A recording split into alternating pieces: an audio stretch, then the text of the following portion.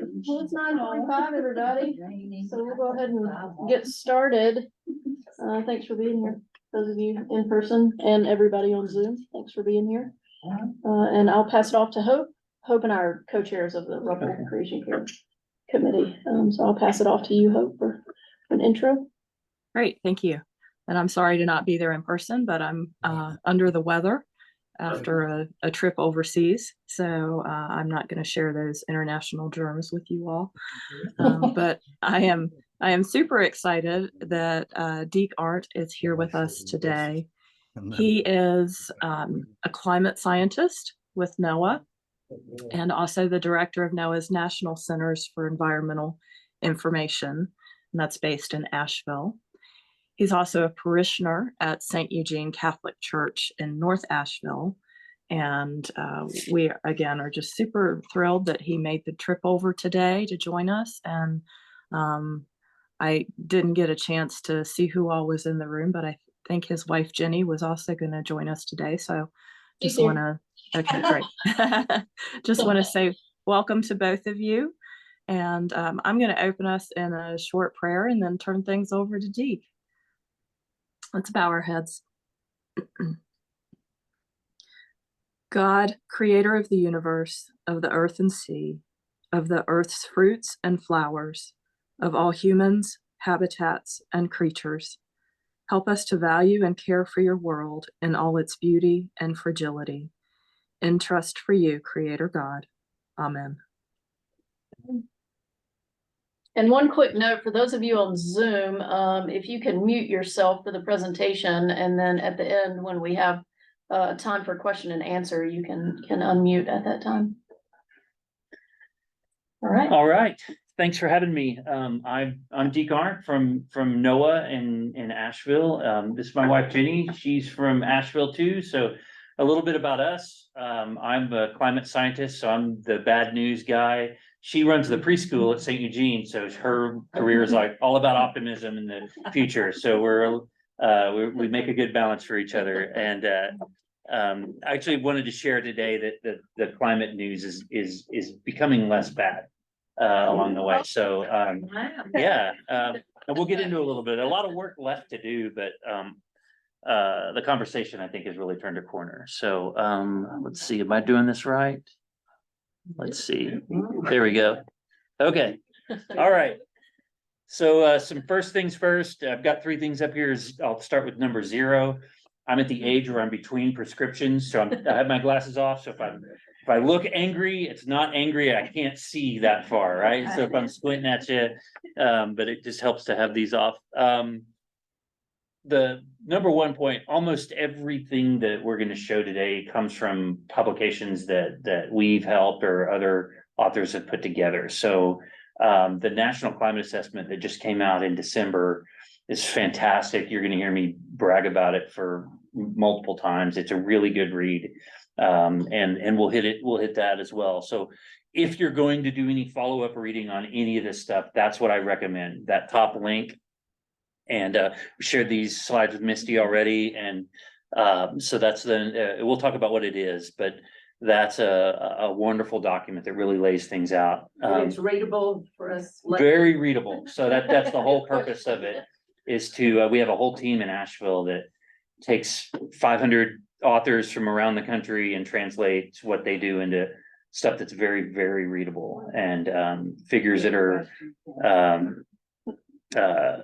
accessible, so even if you're vision impaired or have problems, they do amazing work. I'm really super proud of them. And so the others are BAM's State of the Climate, which is sort of the technical update of what's going on with the climate system. So it's not in quite as accessible language, but it gives a pretty good idea of what's going on with all the different pieces of the climate system. And then I borrowed some stuff from our climate monitoring group at NCEI, which is kind of charged with doing the play-by-play of the climate system every week. So pulled some stuff out of that. The second thing that I need to say out loud first is I can't emphasize enough the importance and uniqueness of communities of faith, houses of faith in the climate conversation. So the thing that has hit me and I know others over and over and over in the climate world is Americans, we aren't really wired to think multiple generations down the road. It's part of what makes us young and fresh and vibrant, but it's also our Achilles heel. We're not really good at thinking through multi-generational issues. Communities of faith have that wired in their DNA.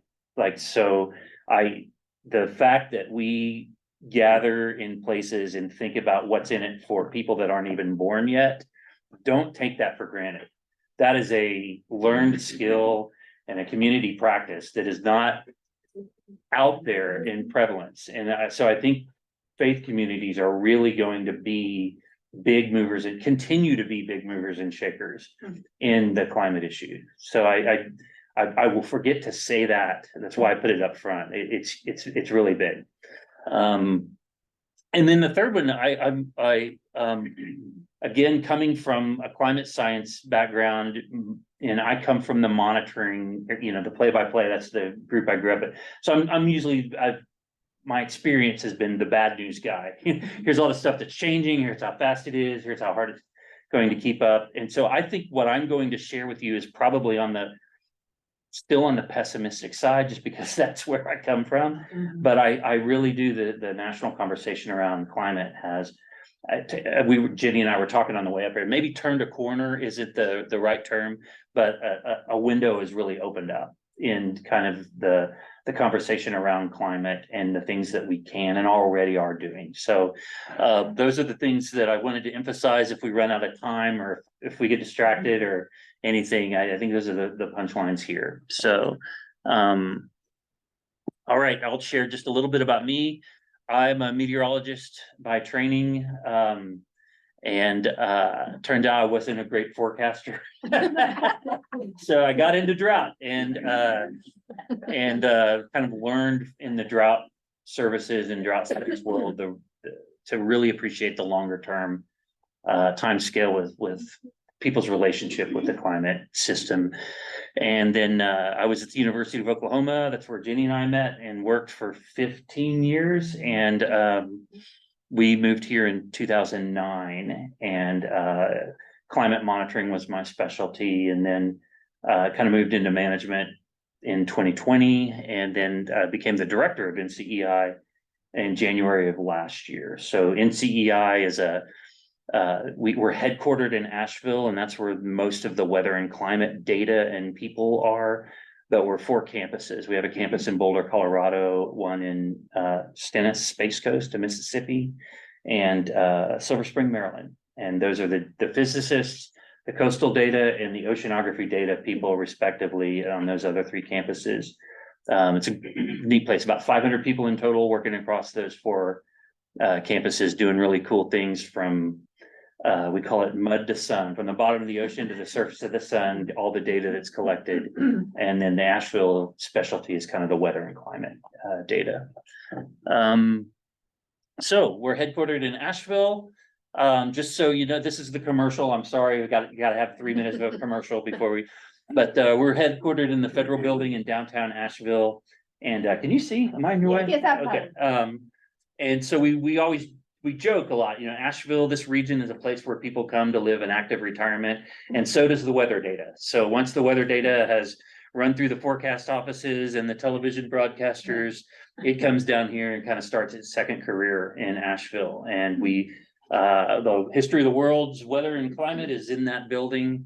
And we take today's data and put it on top of the centuries of data that we have already, and the 200 or 300 years of instrumental data that we have, and we're able to draw that line from past to present to future and kind of understand where the climate system has been and where it's going. That's one of our main roles. So it's a neat place. People are pretty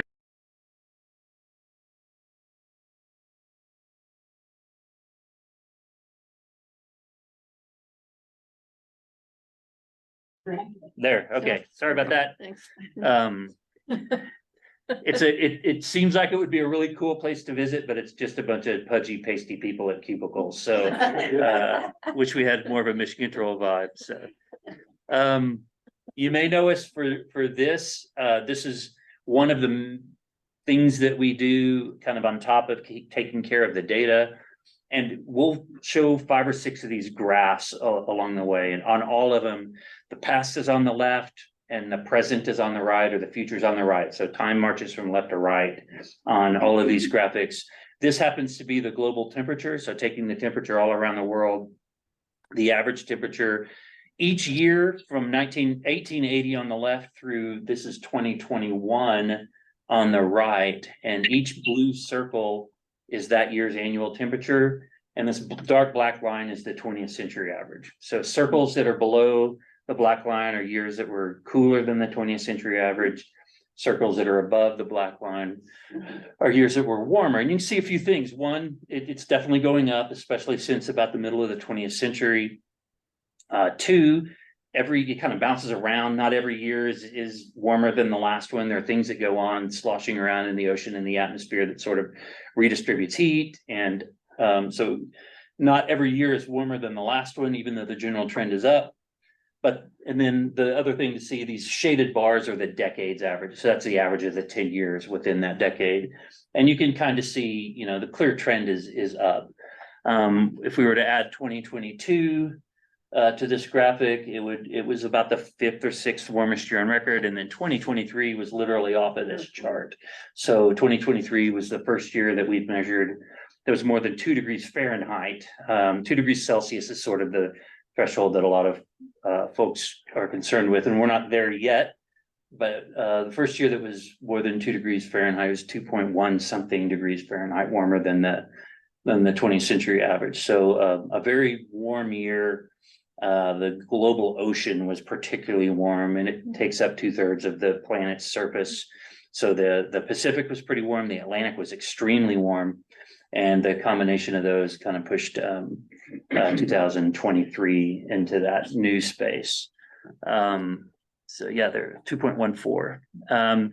We're also, you probably see often the accounts of the billion-dollar disasters in the US. So we do a lot of that. The reason I'm including it here, again, left to right, that's 1980 on the left and last year on the right. And these are the number of events that have cost the US economy $1 billion or more in direct costs. And there's 2 things going on in this graphic. And this is adjusted for inflation. So these are, kind of apples to apples comparisons. The 2 things going on. One, that certain types of events in the climate system are getting quote unquote worse or more extreme or more intense. And those are typically inland flooding. And we're seeing a lot more kind of in the drought and wildfire space as well. The other thing that's going on is America is changing economically. Like we've become a wealthier nation. We have more expensive stuff, even after accounting for inflation. We have more people moving to the South where more scary things happen. So the combination of some of the parts of the climate system getting more intense and us moving to places that are a little more hazardous with more expensive stuff have combined to really show a real rise in the number of billion-dollar events. So that 1980, there were 3, kind of bounced around between 2 and 5. And then now we're having in the teens consistently of single events that cause billion-dollar disasters. The colors represent what type of event. So this brownish color is drought. We have one kind of big billion-dollar drought a year in a typical year. This blue color is flooding, inland flooding. The green color that's really exploded is what we call local convective storms or local severe weather. So hail and wind and tornadoes. That's the one that's really increasing. And that's the one that's driving a lot of our insurance costs up across the country. And then we have hurricanes and freezes and winter storms as well. So last year we had 28 billion-dollar disasters, and about a little more than half of those were those severe storms. And then finally, this is the last of the commercial. The other thing that we kind of do is we create the normal. What is normal? And so when you're watching the news and they say today's high was such and such, and that's 2 degrees above or below normal, like that's one of our jobs every 10 years, cranking out the new normal. So we're part of the nation sort of data infrastructure. Every building that's been permitted for the last 50 years has concrete and steel and our data in it. So, you know, the design of civil infrastructure, of buildings, of standards and codes, of crop selection, the seed packets that you get in the store that says you're planting zone 7, that's our data at work as well. So all of that is kind of washed through Asheville, kind of the things, some of the things that we do. But that's not why we're here. We're not here for the commercial. We're here for the state of the climate. So some of the other things that we do are, and we talked about these are both produced in Asheville. The State of the Climate Report, which is kind of the yearbook for nerds, climate assessment. And then the National Climate Assessment, this comes out every year, the State of the Climate Report. The National Climate Assessment, we are just now hitting the congressionally mandated 4-year cycle for updating this report. And we have a technical support unit of about 15 wonderful people in Asheville that coordinate the activities of about 500 authors that write this national climate assessment. And so it is literally laid out and produced and printed and converted into accessible language and accessible figures for visually impaired or people with issues with how they interpret, you know, bring in information. Really cool, very accessible document.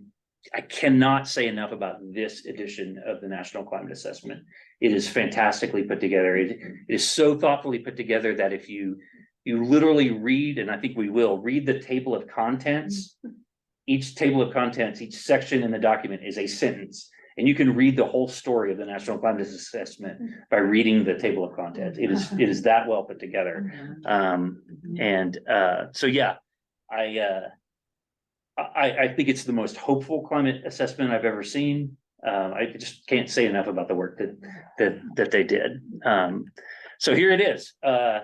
This is the table, and it's got this wonderful. This is NCA 5, the 5th National Climate Assessment, and it has just an entire overlay of art. So just fantastic. Every chapter has several pieces that either capture the angst or the hope or the frustration or the opportunities with climate change. And it's just really well done.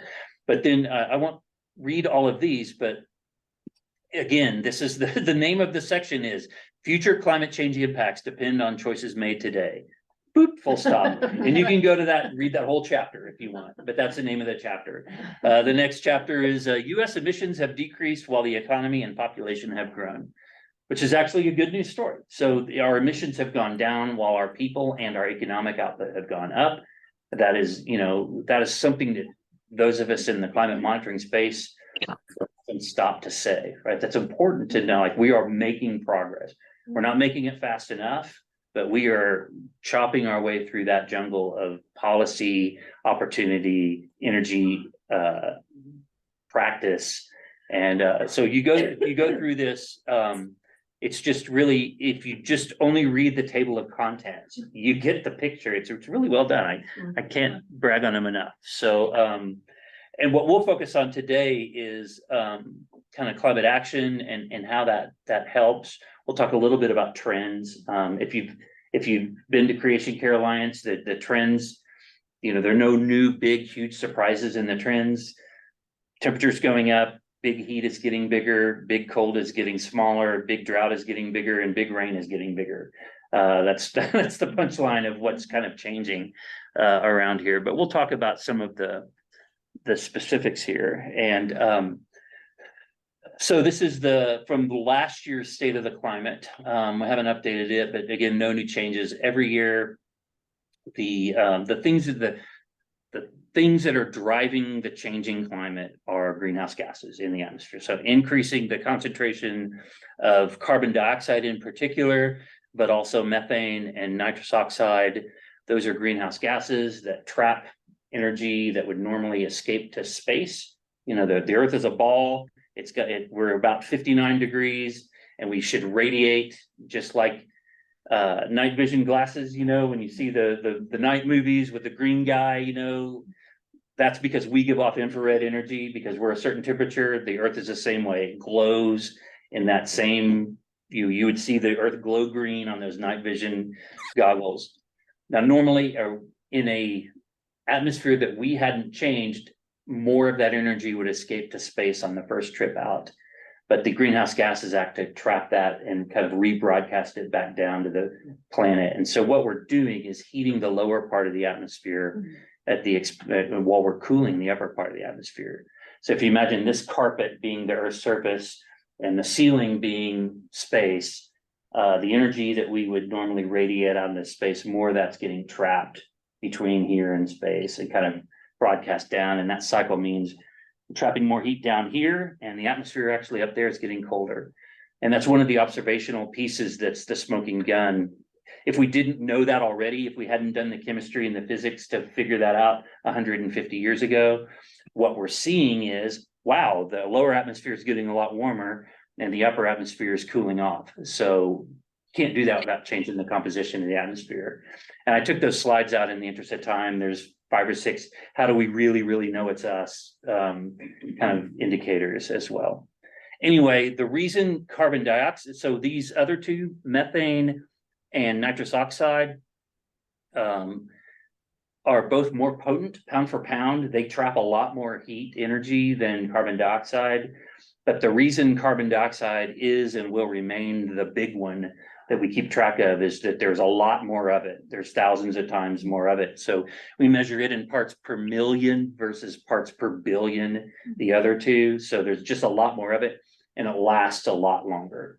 So carbon dioxide is a very stable gas chemically. It's very hard to unmake carbon dioxide once you make it. So it's very happy it lasts in the atmosphere for a long time, decades to even a small number of centuries kind of naturally before working through, while methane and N2O sort of break down within a decade or two. So that's why carbon dioxide is still driving the warming that we're seeing today and will continue to be the most important greenhouse gas. It's very stable, doesn't break down. People pack food in it, you know, because it doesn't react. So once you put it there, it's hard to get it back out. This is just the longer term view. Again, we are seeing carbon dioxide, methane, and N2O levels unprecedented over the last 800,000 years. We're still kind of catching up to the forcing the additional heat that they're trapping. And then finally, we'll stop with the monitoring stuff and get a little bit into some better news things. The rate of warming does vary around the world. So this map on the right shows the amount of warming over the last 30 years. So since the mid 90s through last year. And you could see the Northern Hemisphere, especially Northern Hemisphere land areas, are warming a lot faster than the rest of the planet. And that has almost everything to do with the fact that frozen stuff is going away. So where snow and ice used to be more, both more brilliant white, would reflect sunlight, hang around longer. You know, snow would kind of cover the ground earlier and it would last longer than it does today. And that was like basically a mirror, you know, a white surface would bounce the sun's rays off.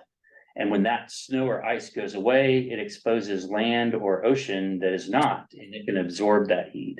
So the warming that we're seeing overall on the planet is kind of amplified up there where seasonal snow and ice cover those seasons are becoming shorter.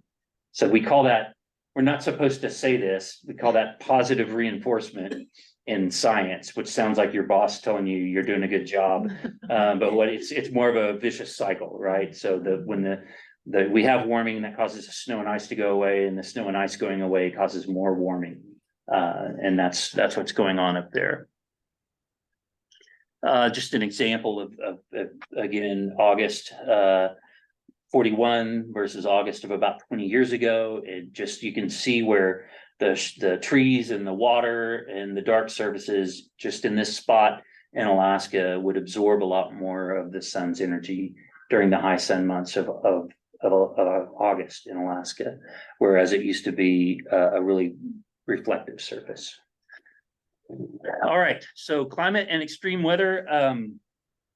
I hate to dive into the literature, but the one piece of literature to know was written by an author named Stallone and some of his co-authors in 1976. And there it is. It's Rocky. So this Rocky is weather, and and Mickey is climate. And so the relationship between extreme weather and climate is like a coach, athlete, teacher, student, mentor, apprentice, parent, child sort of relationship. We don't know what punch Rocky's going to throw with 2 minutes and 4 seconds left in the 6th round of his next fight. But we know with Mickey as the trainer, he's going to throw a lot more left hooks, or he's going to throw a lot more punches more effectively, or throw less punches or throw them less effectively. And that's the relationship between climate change and big weather.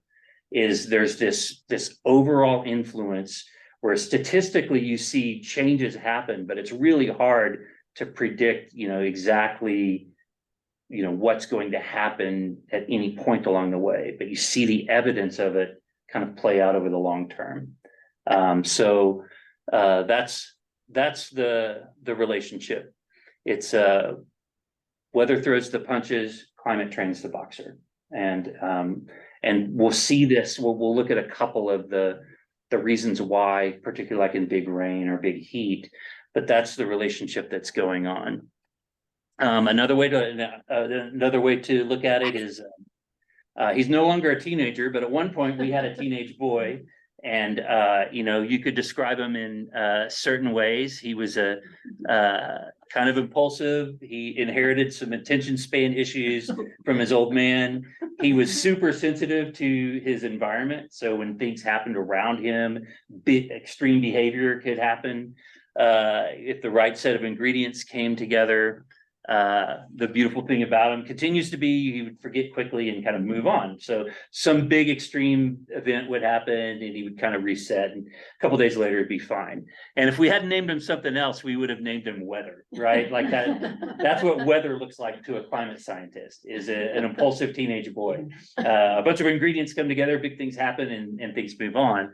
And that's with a stable climate, right? So an unchanging climate.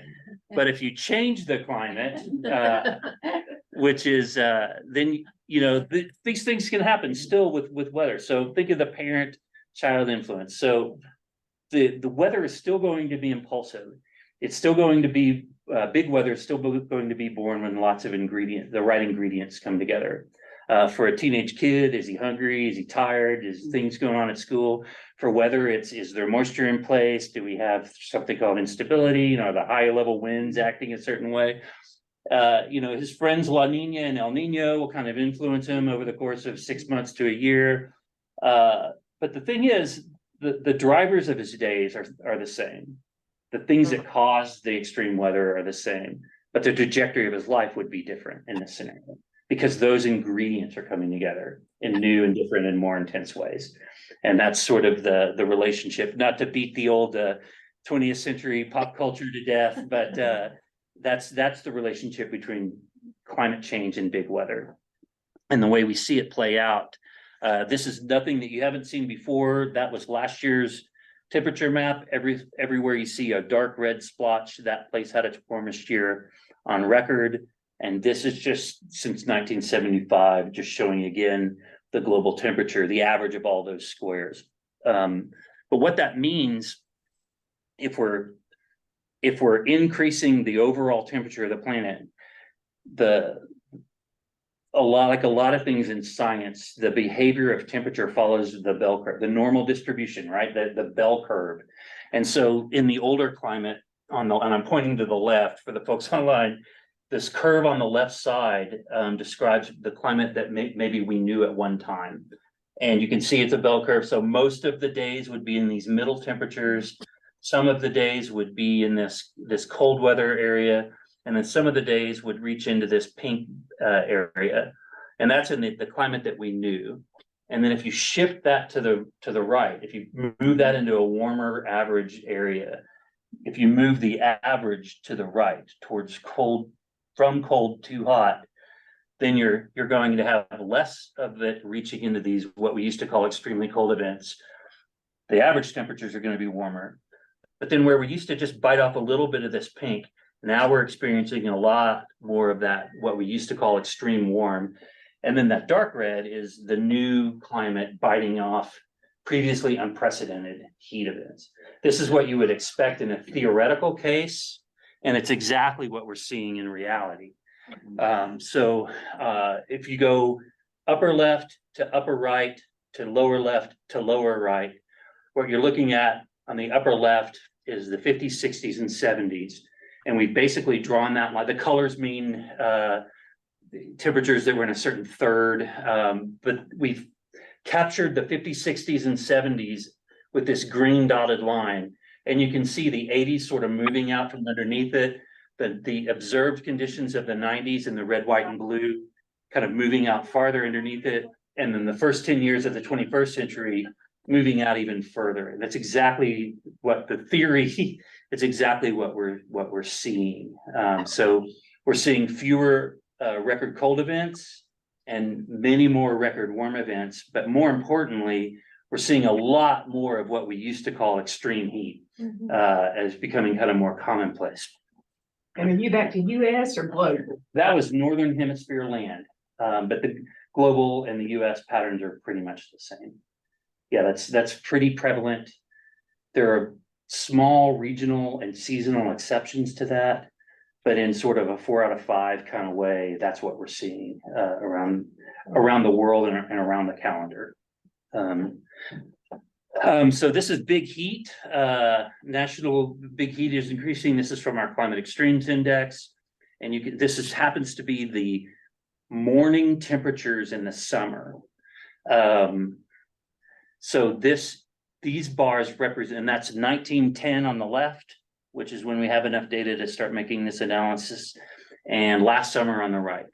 So these are morning temperatures in the summer in the US, and the bar represents how much of the country had extremely warm in red or extremely cold relative to summer temperatures in blue. And you can see that summer mornings, more and more of the country are seeing more extremely warm summer mornings. Of all the sort of permutations, summer, winter, autumn, spring, daytime, nighttime, midday, summer mornings are warming the fastest in this sense. Summer extremes are becoming more prevalent, more than any of those other. So this is the most dramatic of the many different types of these graphs. The reason I picked these out, so you can see more and more of the country is seeing what we used to categorize as extreme heat in June, July, and August. Summer heat so this is hard on crops, it's hard on livestock, but it's also hard on people that work outside. And many of those people don't have the resources, the confidence, the status to go and seek treatment, right? We have a lot of folks that are working in fields or on rooftops in the morning, and they're starting the day with a temperature of 82 instead of a temperature of 74. And that means a lot of heat fatigue, heat illness, heat mortality, heat morbidity from people who are really marginalized. And depending on sort of the national political mood, can be really afraid to go check in. And so that becomes a humanitarian hazard, a disaster for good people, good souls. If you even set that aside, it's a costly thing for us to care for that after it happens rather than before it does. So, there's so many social dimensions. You probably could do this better than I could, but so many dimensions of summer heat among who our most vulnerable are. And so these folks are not just dealing with a hotter physical climate, but they're dealing with a warmer political climate as well. When you think about that. And so does the summer mornings being hotter, is that still relates to the fact that the Earth's not cooling more overnight? That's right. Because of that those trapped gases. One of the secondary consequences of the planet warming is, for the most part, places that have some kind of humidity in the summer anyway are getting a lot more humidity. And what very humid nights do is they trap even more heat at the surface. So it's kind of this positive reinforcement or vicious cycle effect. And summer persistent warm mornings is the strongest indicator of emergency room admissions for heat related illness. So it's the constant stress on people who cannot cool off overnight, particularly those who can't afford, don't have, or choose not to pay for air conditioning because of their circumstances. So here's an example of This is Harris County, Texas, which is Houston. This is that same concept with real data. So this is July and August overnight temperatures in Houston. And the blue curve represents the last 50 years of the 20th century. And the red curve is the last 10 years, 2011 to 2020. So you can see the shift sort of just visually, right? Nights, July and August nights in Harris County are a lot warmer than they used to be. In fact, it used to be that 25% of the nights were warmer than 75 degrees, which is kind of the temperature at which you really start stressing people. And now 2/3 of the nights are warmer than that.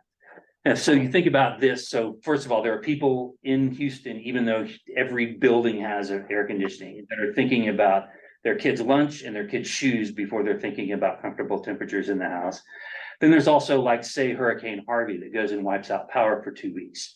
And these are the circumstances that the people that didn't have the resources to get out of town are going to be living in. And that is severe public health hazard, for folks. And again, these are the things that these kinds of communities we think about and at least tell each other that we're responsible for these kinds of situations. And so I think we have a real chance to amplify this as well as service towards this issue. I don't want to take up all of your time with the punchline here. These are changes in 3 different kinds of heat that we see along the way. Change in extremely warm afternoons. You can see the South's really going to hit that. The changes in the number of days below freezing. So this is the disappearance of freezing nights. The South is pretty much already done with those, but we're going to see much of the Pacific Northwest in particular lose more freezing nights. That's really important in the timber industry because cold nights kill bugs that eat pine trees and so both for ecosystems and even for timber and lumber, that's significant. And then this is, again, that same concept, the number of warm nights. We again expect it's not an accident that the parts of the US that are downstream from the Gulf of Mexico, as it warms, it's going to keep the temperatures in the Southeast warm. So I think this is one big emerging regional issue that we're going to be needing to face. All right. I will move on from there to big rain. So remember we talked about when ingredients come together, extreme weather can happen.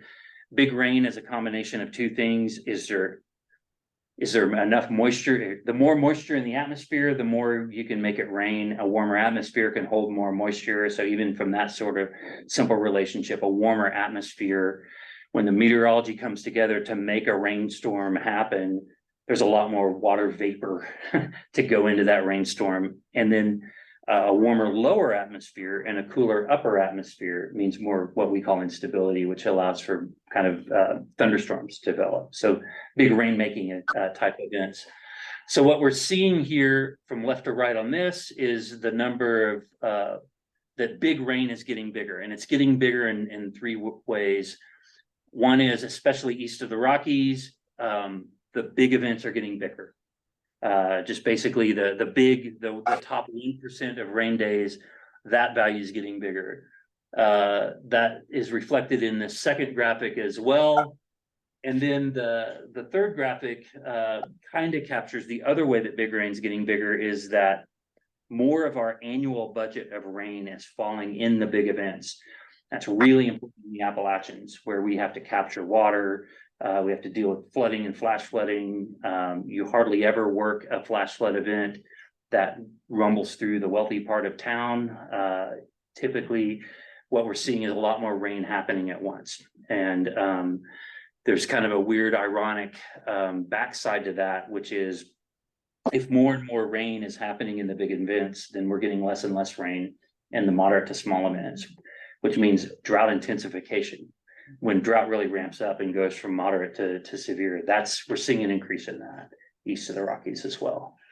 I promise we're going to get to the good news here. So we'll talk about big heat is up, big cold is down, big rain is up, big drought is up in the western US.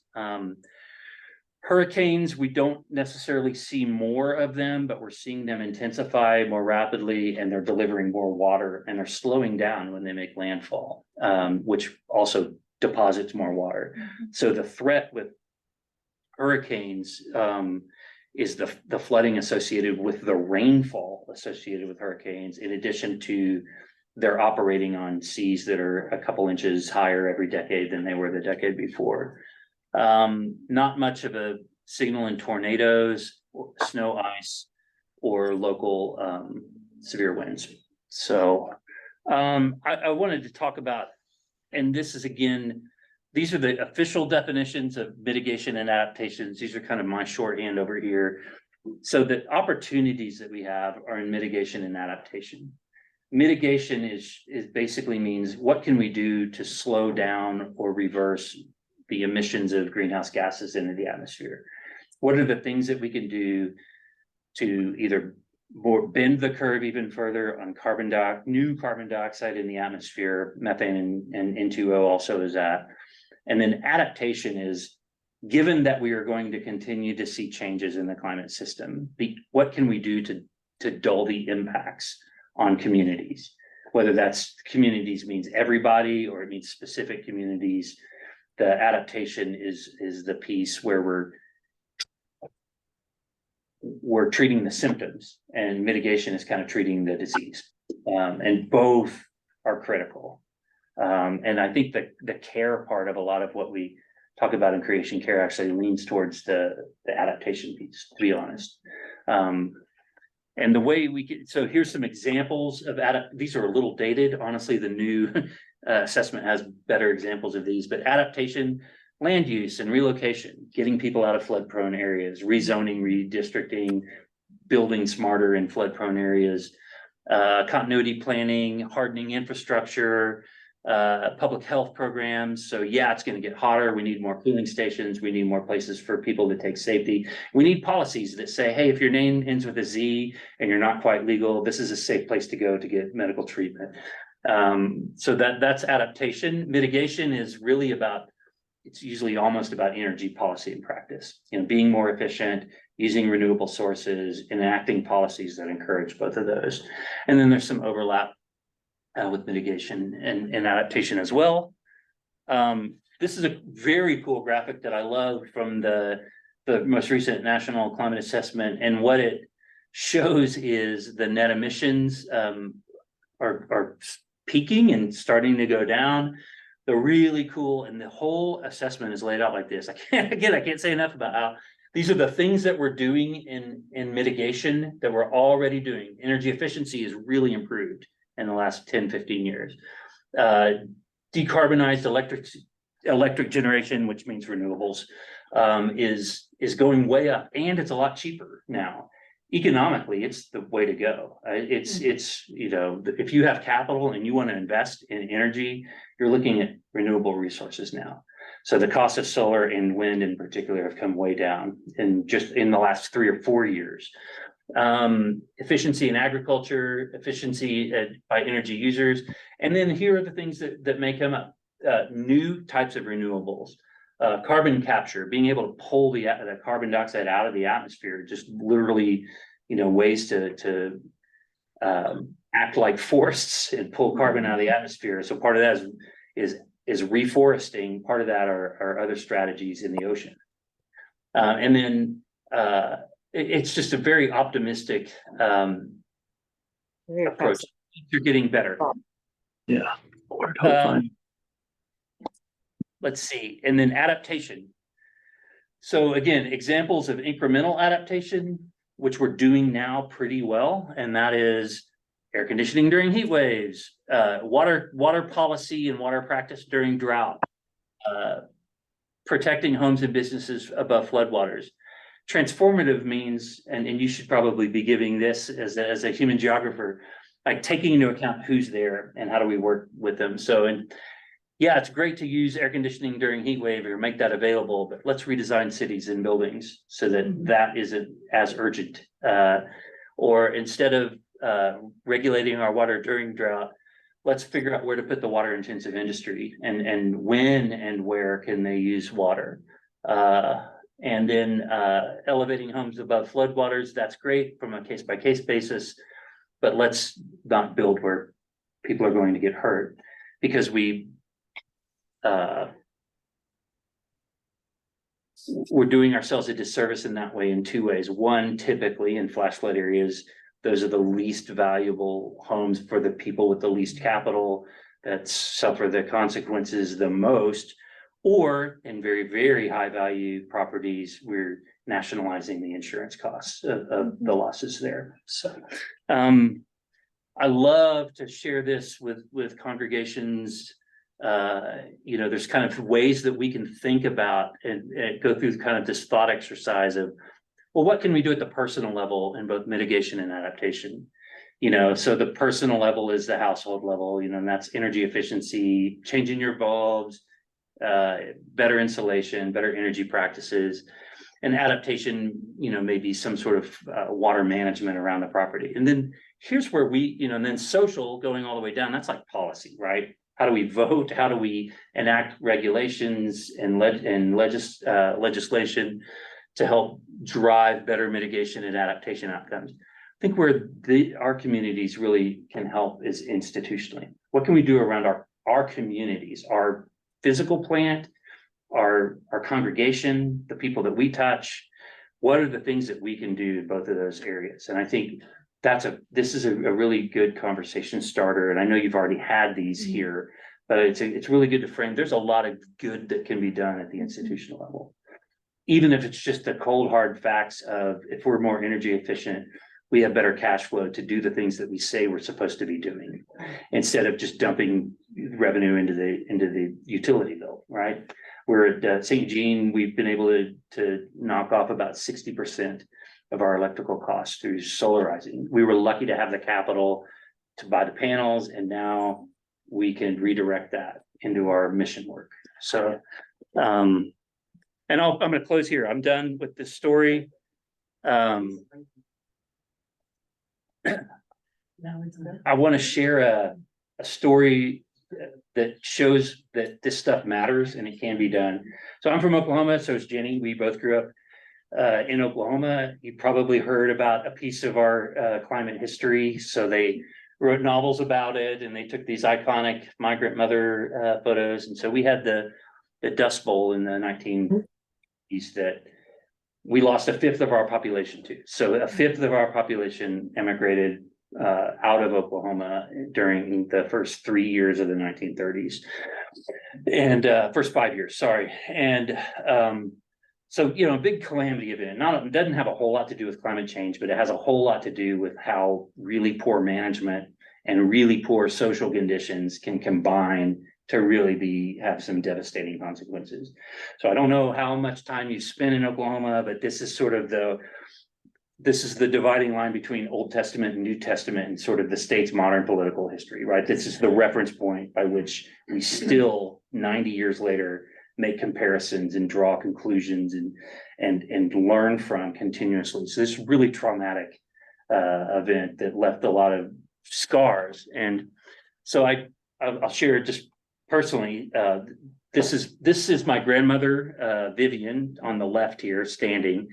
On the knee, that's probably her little sister Gladys, and the lady sitting there is probably their birth mother, Ludi Hawley. So this was in good times in Crowder Mountain, Oklahoma, in the mid 1920s. So roughly 5 years after this photo was taken, things got rough. Ludi was already a single parent. And was not able to kind of bear the strain of being a single parent in a depression and a Dust Bowl. And so my grandma, Idris, Vivian was what her name was when I knew her, kind of became the head of the household. So she's this teenage girl dragging her little sister around, a pretty awful time and place. And it weighed on her.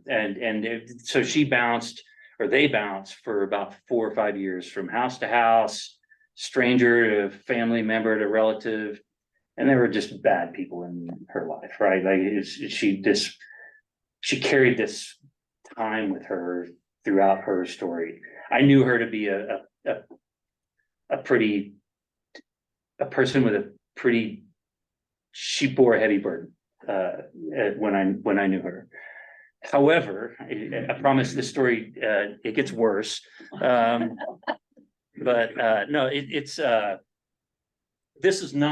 this was the case for hundreds of thousands of families in the region. This is not unique at all. She is a very typical case of societal breakdown when things got rough economically and from a kind of climate and physical side as well. However, the good news part of the story is I'm an old drought guy. And if you were asking any of my drought buddies, hey, can you go look into the data and find that event in Oklahoma that caused all of this calamity and trauma and drama and hardship? And, they would say, oh yeah, it sticks out like a sore thumb. I can look at the drought data and it's right there. It shows up really clearly. It must have been the 1950s. That must have been the decade that they wrote novels about and it shaped the politics of your state and it caused calamity for hundreds of thousands of families. And the good news is that something changed in those 20 years. So the lessons that were learned in the 30s were able to take on a stronger drought. So Mother Nature threw a harder punch in the region in the 50s. And we were able to come through it without the disasters that we had. So we did a lot of cool stuff. We learned about how to manage water, about how to... It was worse then. Yeah. It was in the 30s. But the effects weren't as The bad. effects were not as bad. It wasn't. The Great Depression was coming out of World War II, though, and there was an economic. Those no of you problem. on Zoom, if Hey, y'all can could you- mute yourselves. No, so thank you. No, there's a lot of good that came out of this. So we learned how to manage water and we dealt with less water and came through it okay. We learned how to select crops. We learned how to manage soil. We invented what we call today progressive education, adult practical education, things like home economics, how to make a pound of flour go farther, how to do the family budget. It was also a much better place to live in the 50s than the 30s. So just like every year isn't warmer than the past, we go up and down in how well we take care of each other too. We weren't taking care of each other very well in the 20s and 30s at all. It was not this mythical, beautiful Norman Rockwell kind of environment. We enacted practice and policies over the course of the 30s and 40s that were able to allow us to go through an agricultural recession without people falling out of the bottom of the economy like they had in the 30s. There were so many good things that went on. We taught and shared and learned. And people that work on climate issues, the thing here to learn is what little good that we do individually or collectively, that rolls on. Like, I'm here sitting in front of you using big words, I get to be like an expert in a meeting here. And it was because people like you took care of people like my grandmother, 2 generations ago. So like there are kids that haven't been born yet today that are waiting on us to do that little thing that will amplify over time. It rolls through generations like, true love or compound interest. It becomes greater as it goes. And the work that you do today, the needle that you push today, it magnifies. So like none of us are going to be alive when we've solved climate change. We're all going to be long gone. But the effects of what we do today will last many, many generations. And I'll stop there. I'm super proud of you. Thank you for having this. So, yeah. Absolutely. Yeah. You don't need to go. I know you gotta go. Thank you. Stay right here. Stay right here. Keep going. One good thing About this is that it was done, that's encouraging is that it was really done in a relatively short period of time. That's positive impacts. That's it. It only took one generation, and there were profound impacts. Yeah. Yeah. Yes. I want to be a meteorologist. But I have a very practical question. Yeah. It's been gnawing on me for about a week. I heard an interview where they figure out, we're gonna get rid of, and it's a little bit of off of your particular thing, but I think you'll know. We're doing the laundry and we're gonna get rid of the big plastic containers and we're gonna, so you get really good and you buy the pods. Then you hear the conversation where the pods are producing microplastics. Mhm. How am I supposed to do the laundry? I did. I mean, this is, how do we know when we're doing good? So often you think good is achievable and then you get a setback. And I think that's where this, again, leaning back on this, the good that we do today will amplify. We're gonna know more in 20 years. We'll laugh at some of the things that the climate scientists thought they knew today. We'll refine that as we go. I think for the most part, the practices that we take are pushing in the right direction. There are very few cases where we've made a conscious decision to do things the right way and it was a disaster. You can count, there are a few in human history where we did, but for the most part, I think the progress that you're talking about, we will get there. I think it's encouraging that sort of thought and discussion and practice and policy is where we can really help. And then in 15 years, when we look back and giggle and think, oh, that was a little naive. So what? That's fine. Pretty much everything we do in communities of faith is a little naive, right? It's okay. We swing and miss a few times and that's just fine. And for the commercial, the microplastic. It's astounding to hear an entrepreneur, a young man, an entrepreneur say he had worked hard at these products only to learn after he produced them and was selling them that he in fact was still part of the problem. And that was such an eye-opening conversation for me in my pods, of how difficult this is. It is difficult. Do you use pods or not? We use dishwasher pods. We use dishwasher pods. We use liquid detergent in those old nasty recyclable plastic containers. Yeah. If they're recycled. Yeah. That's where the reduce, reuse comes in, Yeah. doing less laundry, re-wearing clothes several times. Just wash your jeans once a year. And Rhoda, did you know about that?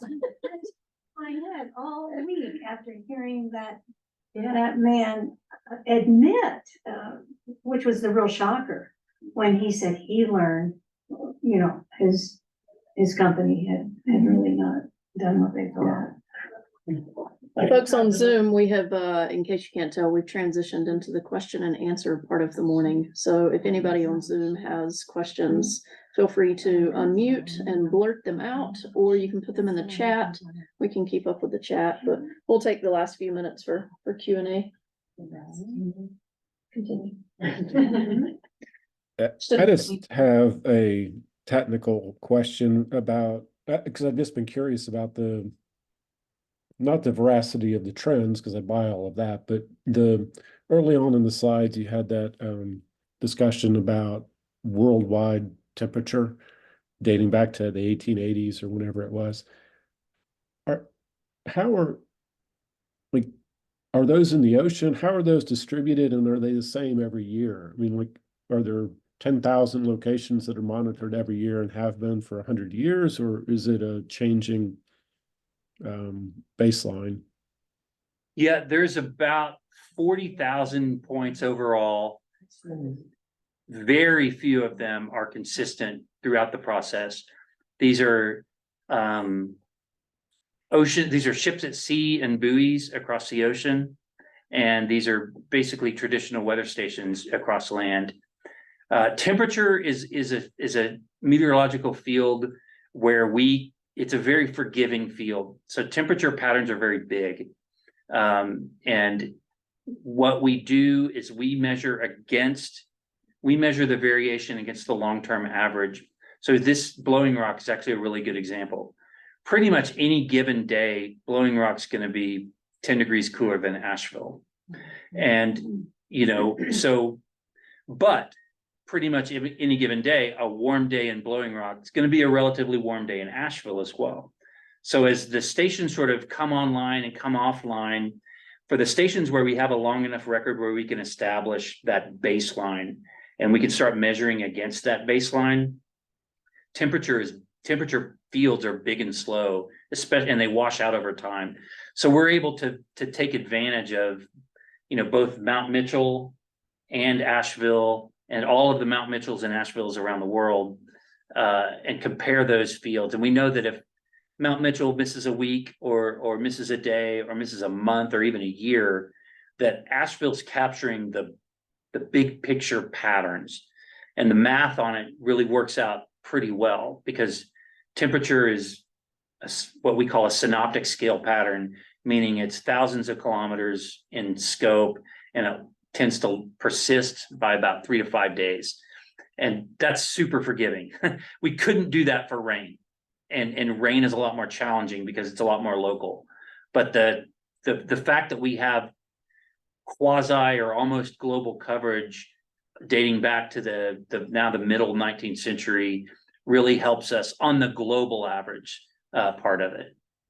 It's a great question. That we could spend a whole hour. That's what I used to do. And there's a lot of great work that has gone into building confidence in taking that really what we call heterogeneous, meaning changes over time, and accounting for things like, oh, this station used to observe temperature in the morning and now it observes it in the afternoon, or it moved 400 feet up the hill.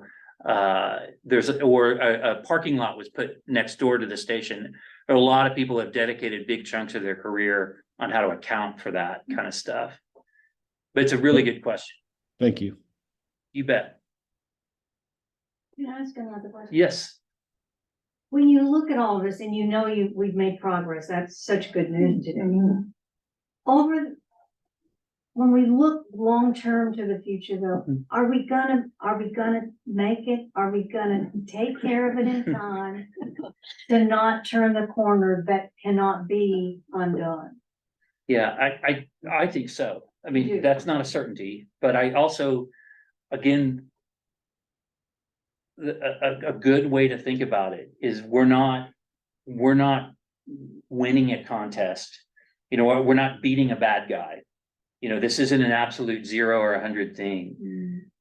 Even today, we're seeing the consequences of climate change punch harder on more vulnerable people, whether they're socioeconomically disadvantaged, or they live at sea level, or they're trying to farm, or salt water's pushing in. Like, even today, winners and losers is a wrong term, but the winners and losers landscape, like whatever we can do from this point forward is going to help mitigate that. We're not going for the absolute 100 A++, we saved the planet score. We're going for turning the corner means more and more of these populations are less harmed, right? The ecosystem and the people.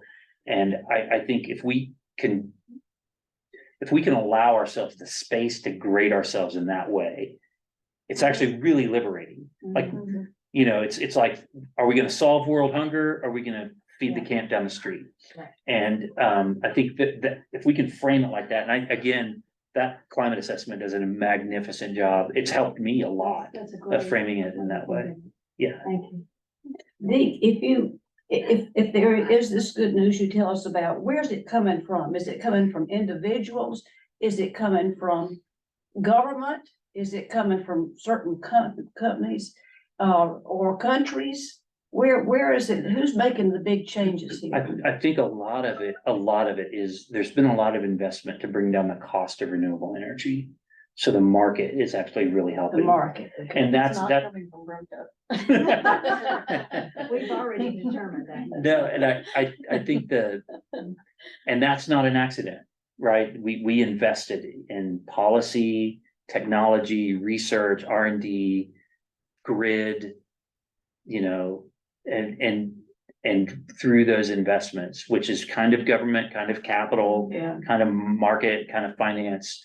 That's one of the big drivers. It is almost as affordable to just do solar panels now as it is to do extractive stuff. And they're not a panacea. I mean, solar panels aren't perfect either, but, that's a lot of it. And I think just the conversation, the policy around this, like we're fighting about policy now. 7 or 8 years ago, I would have been here like, please believe me, I swear I'm not lying, you know, like that's pretty much gone away. And I think that's, I mean, we're in a pretty fractured time politically in the country. We're pretty divided, but on this topic, yeah, there's posturing and there's some kind of political grandstanding, but for the most part, when people call our office, they're like, hey, what's going on? What's the deal? How can we adapt is usually what we're, but I think the battery technology in cars is personal transportation and even like vans and moving trucks, that'll be a big part of it too. And that's also really good for air quality. Like the co-benefits of doing smart climate stuff are almost always positive. Yeah. Tell them that kind of like the corporations that like there's Yeah. that use your data to try to make decisions for their companies and. Yeah, so like FedEx, Amazon, all the logistics companies they are super efficient in getting more efficient on, tailwinds. I mean, it's really, really, really smart. Like Foot Locker is one where they use our data to tune their heating, cooling, pressures. They've even changed their hours. And again, it's in their interest to save money, to operate at less peak times. But the co-benefit is, they're burning less fuel. I mean, Do y'all keep a list of these companies? we have 90,000 contacts over the last 5 years. We touch every sector of the economy once a month. And that's just cold calls, that's just people calling us up and saying, hey, we heard about you. Yeah. Are companies addressing air conditioning to where I'm going here is in this country, you walk in a department store or a building in the heat of the summer and you need a sweater. Mhm. And then you read how in other countries, they didn't come up with this idea that we had to keep it so cold. And I thought, when did we decide we needed to be frigid So I don't, after leaving 90 degrees?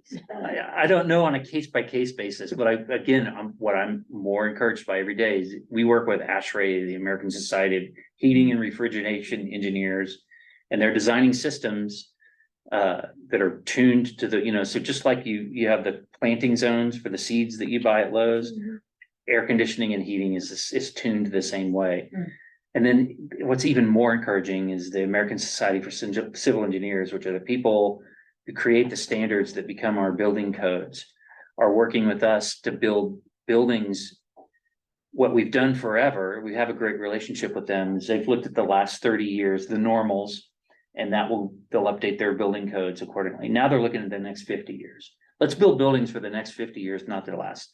Since we know climate's changing now, let's build buildings for the next 50 years. And we're trying to work with them. Like, are the things that we did with retrospective data, can we do that to forward-looking data? We're going through a lot of weird science questions on that with them along the way. But it's not that, and that's not about us. That's about the fact that an entire body of professionals is like, hey, we should call somebody about this climate thing.